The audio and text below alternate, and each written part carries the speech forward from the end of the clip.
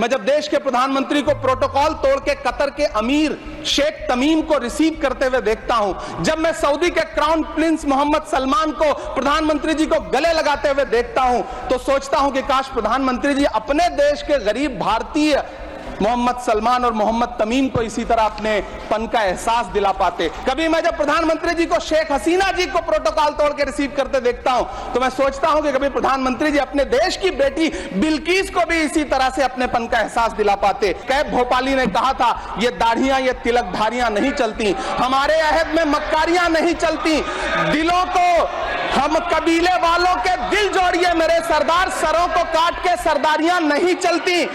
Shri Imran Pratapgadi demand to restart UPSC residential coaching center at Hajj House, Mumbai। धन्यवाद सभापति महोदय।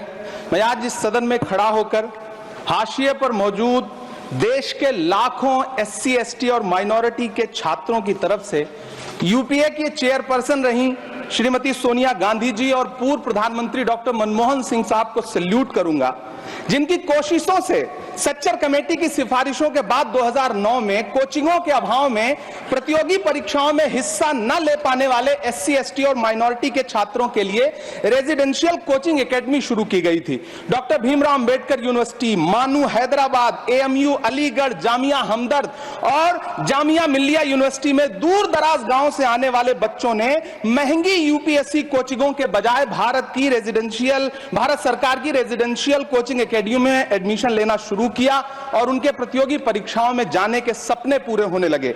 इसी से प्रभावित होकर मुंबई के हज हाउस में 2009 में एक कोचिंग सेंटर शुरू किया गया, जिसके लिए सरकार से कोई फंड नहीं लिया गया, बल्कि हाजियों के रजिस्ट्रेशन फीस और सर्विस चार्जेस से बनने वाले हज कमेटी के कॉर्पस के एक हिस्से से इसे शुरू किया गया।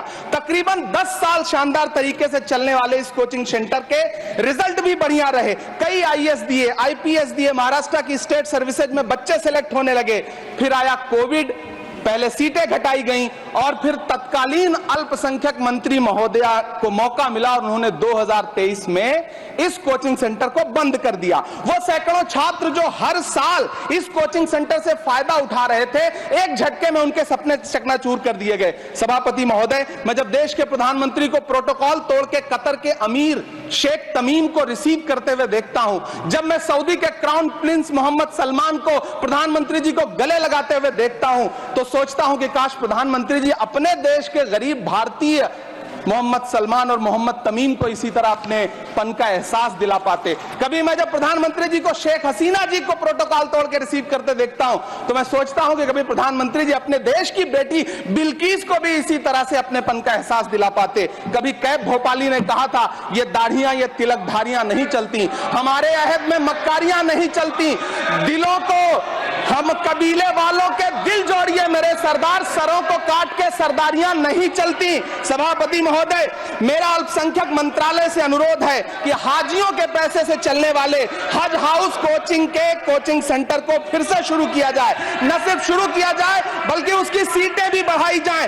जब पैसा सरकार को नहीं देना है बल्कि हाजियों का जो कॉर्पस सैकड़ों करोड़ रुपए के रूप में इकट्ठा है, उससे इसको चलना है कोचिंग सेंटर को, तो फिर इस कोचिंग सेंटर को चलाने में और देश के बाकी हज हाउसेज में इसे शुरू करने से सरकार को परेशानी क्या है। मेरा अनुरोध है, यहां मंत्री महोदय बैठे हैं, अल्पसंख्यक मंत्री, कि कृपया संज्ञान लें। देश के लाखों छात्र आपसे हम गुजारिश कर रहे हैं।